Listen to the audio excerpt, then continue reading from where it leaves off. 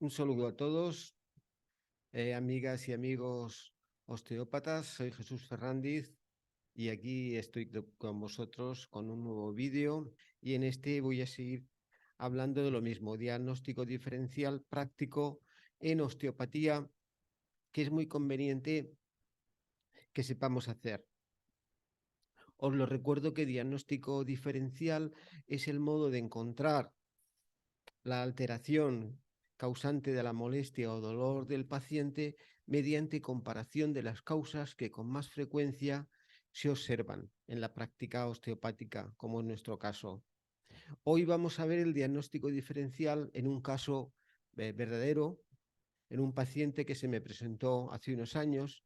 Se trata de un hombre de 60 años, ciclista aficionado, que va en bicicleta de esas de carreras, que hace muchos kilómetros, son de esos que van en grupo y hacen muchos kilómetros.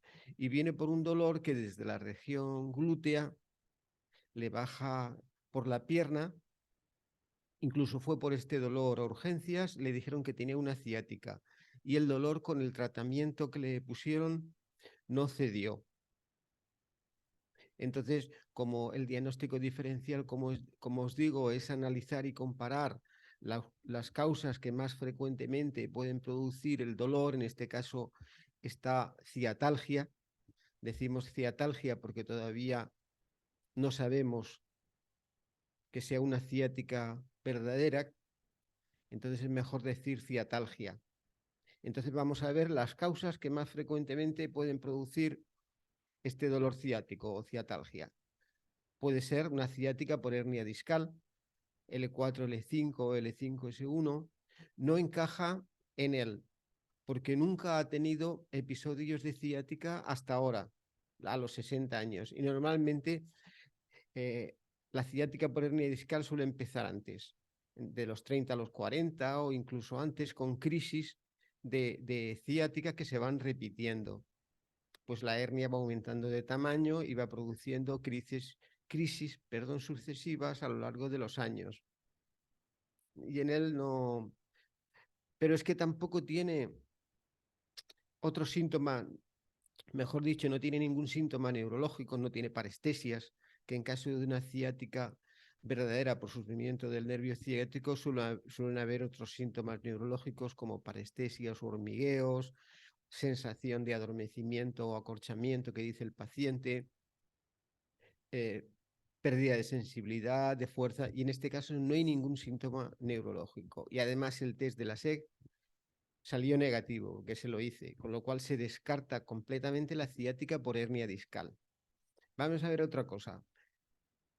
Ciática por estenosis de canal. Se puede pensar en esto por su edad. Es la ciática de los mayores, que tienen una estenosis de canal por los procesos degenerativos, por artrosis y porque quizás lo tienen un poco más pequeño el canal, pero en este caso la semiología no encaja, porque no tiene claudicación vertebral, que es eso de que van andando y tienen que pararse y sentarse para que disminuya el dolor.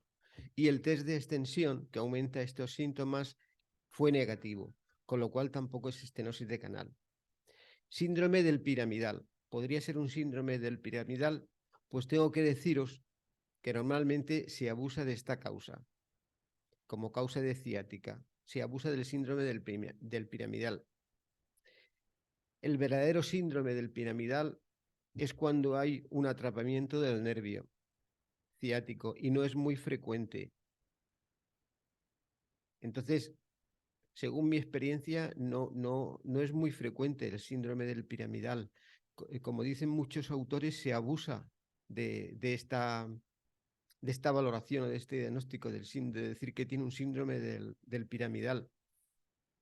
Y además, en su caso, como se deben dar unas condiciones anatómicas del músculo y de los parámetros de la pelvis óseos, que son, pues debería haber tenido crisis anteriormente y no ha tenido. Entonces, se descarta también el síndrome del piramidal. Seguimos con las causas más frecuentes de este dolor. Podría ser una ciatalgia de origen muscular por dolor referido por punto gatillo. Pues sí, el glúteo menor o el piramidal suelen ser los que más dan estas falsas ciáticas, sobre todo el glúteo menor. El glúteo menor a veces produce una ciática falsa, pero perfecta. Pero hay que encontrar el punto gatillo por palpación y que al presionarlo produzca el dolor. Y en este caso no lo encontré. Le exploré el glúteo menor, los músculos glúteos, el piramidal, y no, al presionarlos no encontré un punto gatillo al que pudiera responsabilizar de su dolor ciático, con lo cual se descarta también. Y podría ser una ciatalgia por disfunción sacroiliaca, sería también una falsa ciática. Vamos a ver, la presión en el hoyuelo de la pelvis, en este caso fue muy dolorosa, en el lado derecho, sobre todo, que es donde tiene el dolor ciático, en la pierna derecha. Los test sacroiliacos de provocación, el test de Patrick, que suelo hacer, y el de Menel, los dos fueron positivos. Los test de movilidad, el de Piedalú y el de Gillette, fueron positivos. Luego, sí que me hizo pensar que podía ser una ciatalgia por sacroiliaca, o sea, una falsa ciática por un dolor originado en la sacroiliaca, lo cual es muy frecuente, y la exploración sugería también esta alteración.